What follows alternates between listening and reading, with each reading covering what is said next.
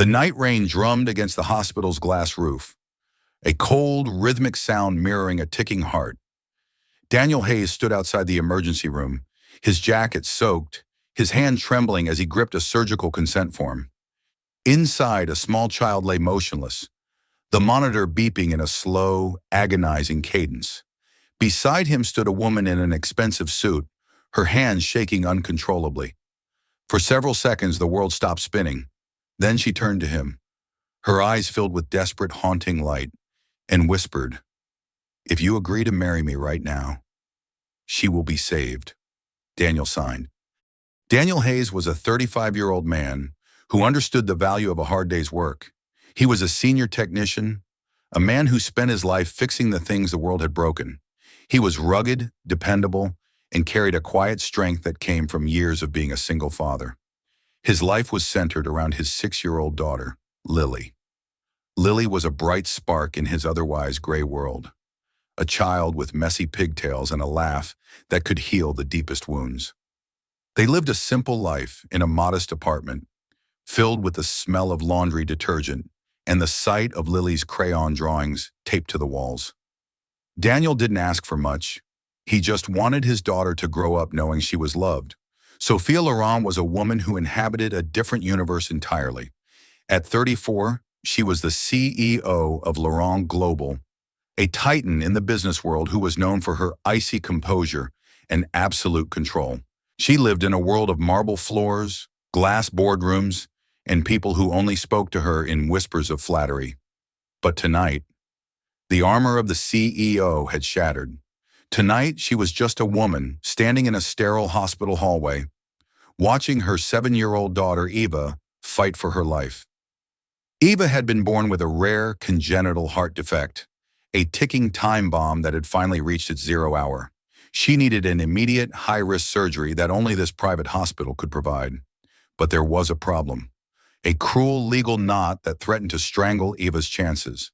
Sophia's family, a greedy collection of relatives who wanted control of the Laurent estate, had filed a legal injunction. They were disputing Sophia's sole guardianship in an attempt to freeze her assets. Because of the ongoing dispute, the hospital's legal board was hesitant to proceed with the emergency surgery without a secondary legal guardian's signature, or a husband's consent to bypass the family's interference. Sophia was trapped. She had all the money in the world, and yet she was powerless to save her child. Daniel happened to be at the hospital that night because Lily had been suffering from a persistent high fever. He was sitting in the waiting area, exhausted and worried, when he witnessed Sophia's breakdown. He saw the Ice Queen crumble in front of a group of lawyers. He saw a mother who was losing her child because of paperwork. Sophia's eyes scanned the room in a moment of pure, raw panic. She saw Daniel. She saw the way he held Lily, the protective, fierce look in his eyes. He didn't know his name, but she recognized his spirit. He wasn't part of her world. He wasn't one of the vultures waiting for her to fail. He was a father. She approached him, her heels clicking sharply on the linoleum floor. "I need you," she said, her voice cracking. "I don't need your money. I don't need your love. I need your name. If you sign these papers as my husband, the legal block disappears. My daughter can go into surgery right now."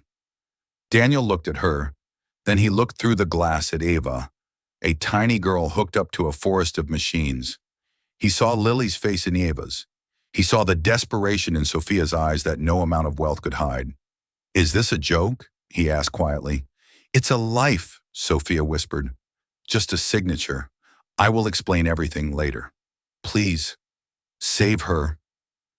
Daniel Hayes didn't think about the consequences. He didn't think about the legality or the scandal. He only thought about the heartbeat of a 7-year-old girl. He stood up, walked to the desk, and signed the marriage license that a hurried notary had brought. It was a legal emergency union, formed in the shadow of death. No rings, no flowers, just a desperate vow to protect a child. As the nurses prepped Eva, Daniel stood in the doorway, feeling the surreal weight of the pen still in his hand. He had just tied his life to a stranger, a woman whose world was built on skyscrapers while his was built on grease and gears. But as he watched Sophia lean over Eva's bed, whispering words of courage into the child's ear, He knew he hadn't made a mistake. He saw the raw, jagged edges of a mother's soul exposed, and it resonated with his own journey of loss and survival. As Eva was wheeled into the operating room, Daniel stood beside his new wife. They were strangers linked by a piece of paper and a shared fear. The silence in the hallway was heavy, filled with the weight of the secret they had just created. The surgery lasted 6 grueling hours. Daniel stayed the entire time, sitting on a hard plastic chair with Lily asleep in his lap. Sophia paced the hallway, a caged lioness in silk. She didn't speak to him. She didn't even look at him. She was focused entirely on the red light above the operating room door. When the surgeon finally emerged, he looked tired but relieved. "The surgery was a success," he said. "Eva is stable. She's a fighter." Sophia didn't scream or cheer. She simply slid down the wall and burst into silent, racking sobs. Daniel watched her from a distance.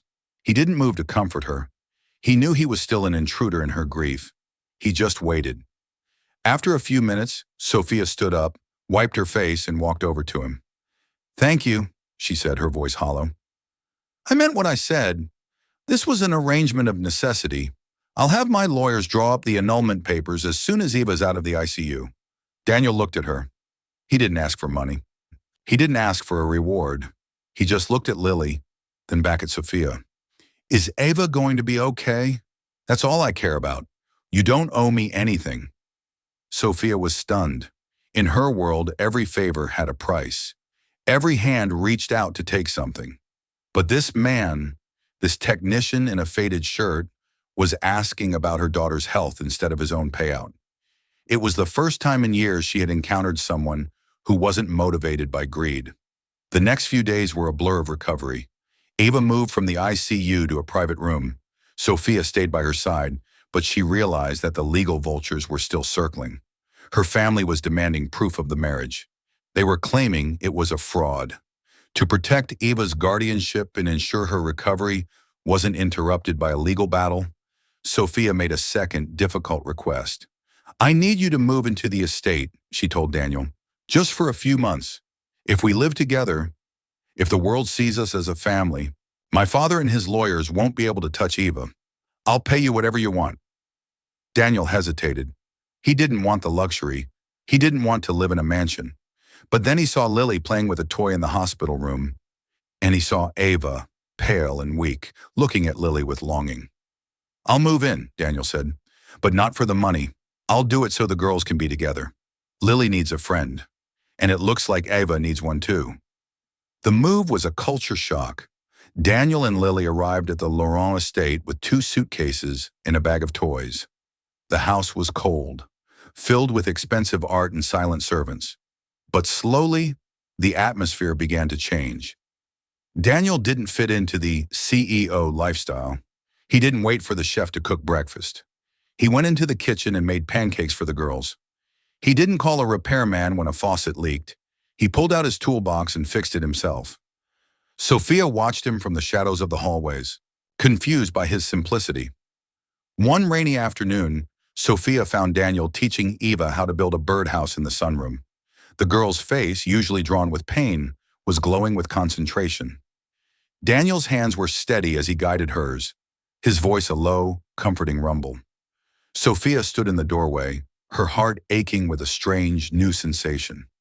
She realized that Eva wasn't just recovering physically, she was healing emotionally.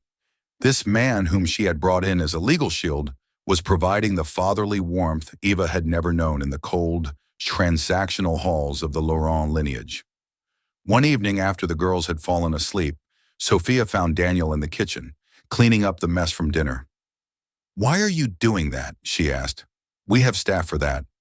"Because I like to take care of my own mess," Daniel replied without looking up.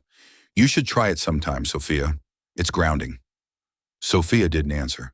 She sat at the marble island and watched him. For the first time, she felt the silence of the house wasn't lonely. It was peaceful.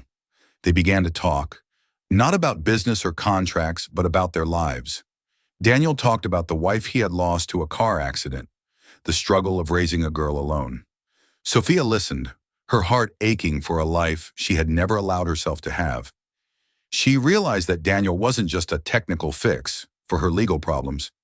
He was a man who knew how to build a home, something she had never managed to do with all her millions. Lily and Ava became inseparable. Lily's vibrant energy was the perfect medicine for Eva's recovery. They drew pictures together, pictures of a family of 4. Sophia began to feel a warmth she couldn't explain. She found herself looking forward to coming home. She found herself laughing at Lily's jokes. She was starting to feel human. But in the back of her mind, she knew the truth was waiting to be discovered. She knew the secret she was keeping about Eva was a bomb that would eventually go off. The peace was shattered when Sophia's father, a cold, calculating man named Arthur Laurent, arrived at the estate unannounced. He brought with him a team of lawyers and a pile of documents. He wasn't there to check on Eva's health. He was there to tear down the wall Sophia had built. "This marriage is a farce, Sophia," Arthur said, standing in the middle of the grand foyer. "And this man, he's a nobody. Do you think we're fools? We've looked into your records. We know the truth about the child." Daniel was standing at the top of the stairs listening. He saw Sophia turn pale. He saw her eyes dart toward the playroom where the girls were. "Leave, father," she said, her voice shaking. "Eva is recovering. This isn't the time." "It's exactly the time," Arthur sneered. He turned to look up at Daniel. "Did she tell you, Mr. Hayes? Did she tell you that you've married a woman who's been lying to you from the start? She calls that girl her daughter, but there is no biological link. Eva is a stray." Daniel felt a cold chill run down his spine. He walked down the stairs, his eyes fixed on Sophia. "What is he talking about?" Arthur didn't wait for Sophia to answer. "Eva was the child of Sophia's late sister, a woman who died in disgrace. Our family wanted nothing to do with the brat. We wanted her sent to a state facility, but Sophia, she stole her. She faked the adoption papers. She's been holding on to that child illegally for years. This marriage wasn't just about a signature. It was a desperate attempt to hide a kidnapping." The room went silent. The lawyers looked at their shoes. Sophia didn't deny it. She just stood there, her head bowed, her hands clenched into fists.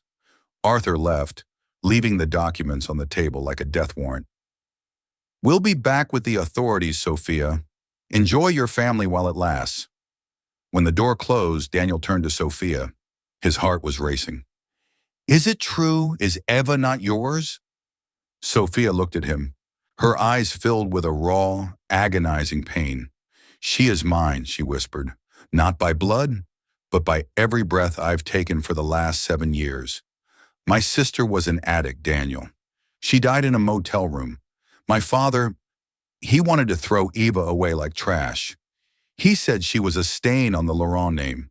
I couldn't let that happen. I took her. I changed the records. I spent millions to keep her safe." As she spoke, she reached out, grabbing a silver-framed photo of Eva on the mantel. Her knuckles were white. To him, she was an asset, a piece of the board to be discarded. To me, she was a soul worth saving. "I know I broke the law, Daniel. I know I've lived a lie every single day. But I would do it 1,000 times over if it meant she never had to feel the coldness of that man's world." She took a step toward him, her voice rising in desperation. "The marriage. I needed a husband to complete the final legal family requirement for a new permanent guardianship. I needed someone who wasn't a Laurent, someone who could stand as a barrier against my father. I used you, Daniel. I'm sorry. I was so scared they would take her away. She has no one else. If she goes into the system, she won't survive."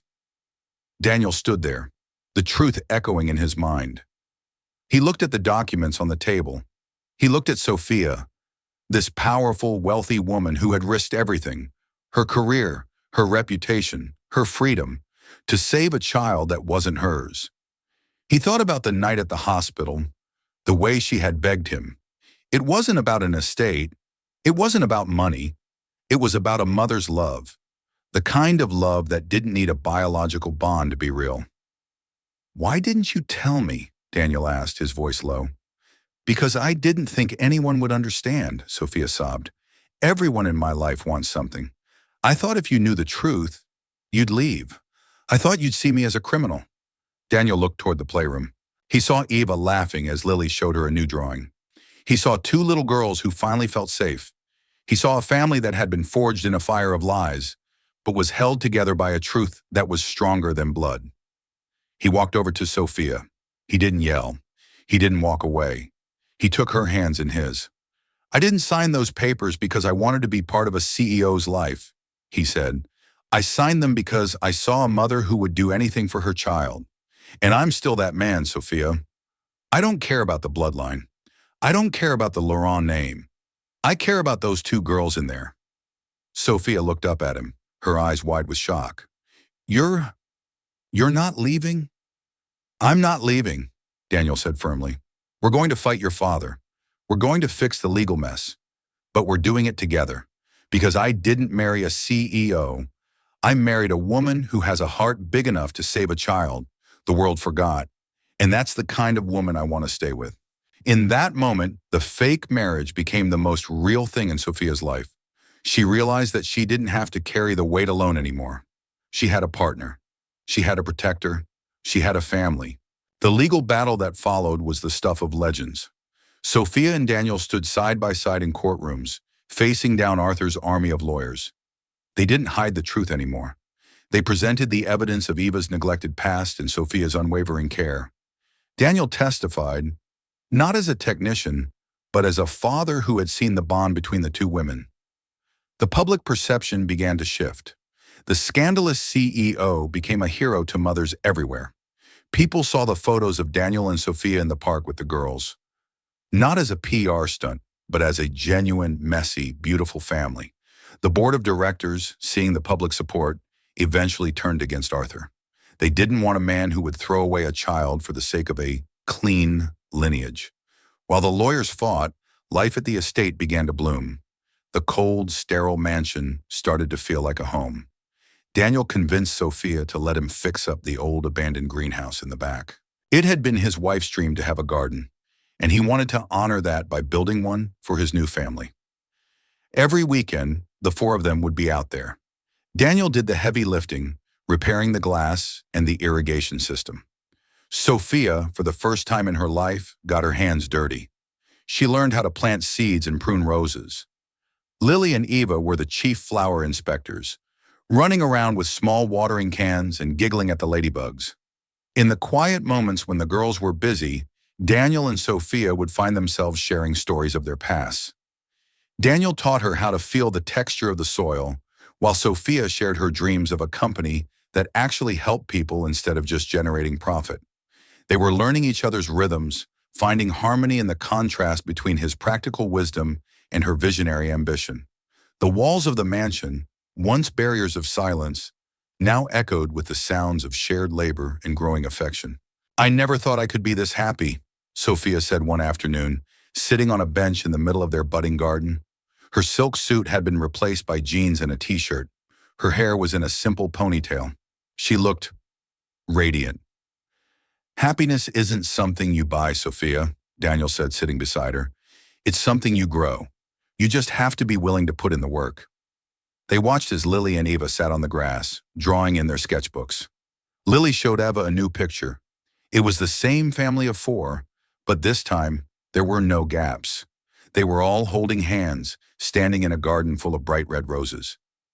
"Are we really sisters now?" Eva asked, her voice small but hopeful. Lily looked at Daniel and Sophia, then back at Eva. She gave her a big toothy grin. "My dad says family isn't about where you came from. It's about who stays when it's raining." And Sophia stayed. "So yeah, we're sisters forever." Sophia felt a lump in her throat. She looked at Daniel, and in his eyes she saw a reflection of the life she had always wanted, but never dared to dream of. The contract was long gone. The legal necessity had turned into a spiritual bond. However, as the final court date approached, a small shadow remained. The annulment papers were still sitting in a drawer in Sophia's office. They were a reminder of how they started, a reminder of the lie. One evening, Daniel found her looking at them. "Is this what you want?" he asked softly. Sophia looked at the papers, then at the man who had changed everything. She picked up the document, and slowly, deliberately, she tore it in half. "I don't want a way out," she said. "I want a way in. I want to be a Hayes, Daniel. Not because of a signature, but because I love you." Daniel didn't say a word.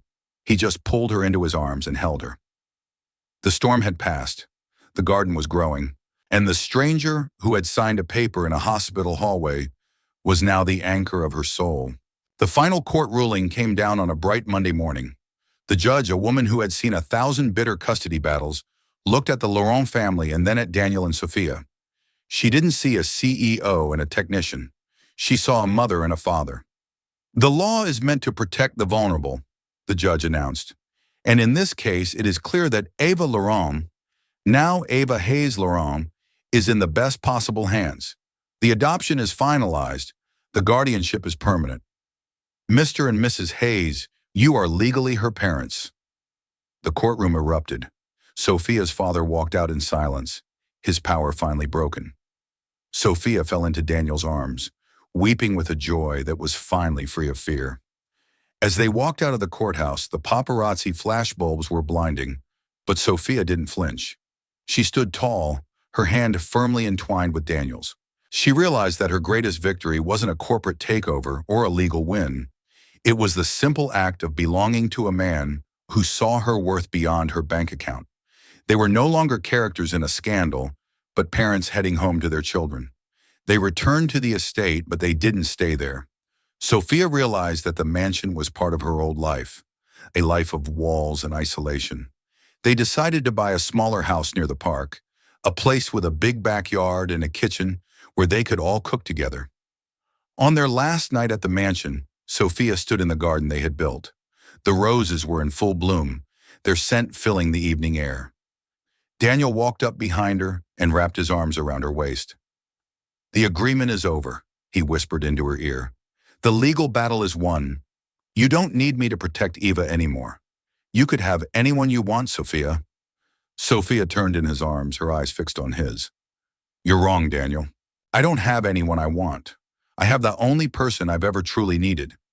If this was just a contract, I would have let you go a long time ago.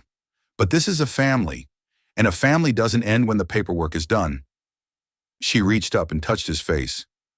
"I married you to save my daughter, but you ended up saving me.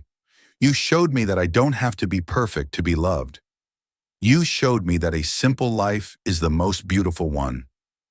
"So, you're staying?" Daniel asked, a teasing smile playing on his lips. "I'm staying," Sophia replied. "Not because I have to, because I want to. For every morning, for every garden, and for every drawing Lily and Eva make." They walked back toward the house together, where the lights were warm and the sound of children's laughter was the only music they needed. The CEO and the single dad had started as a lie, but they ended as the ultimate truth. Family isn't defined by the blood in your veins, but by the people who choose to stay when they have every reason to leave. It is built on the sacrifices we make for those who cannot protect themselves. Sometimes a desperate lie leads us to the most honest truth of all, that love is the only legal bond that truly matters. Thank you for listening to this emotional journey on High TL Stories. If Daniel and Sophia's story of choosing love and truth over status warmed your heart, please don't forget to hit subscribe and turn on notifications so you never miss our next journey of love. Your support is what drives us to spread more healing every day.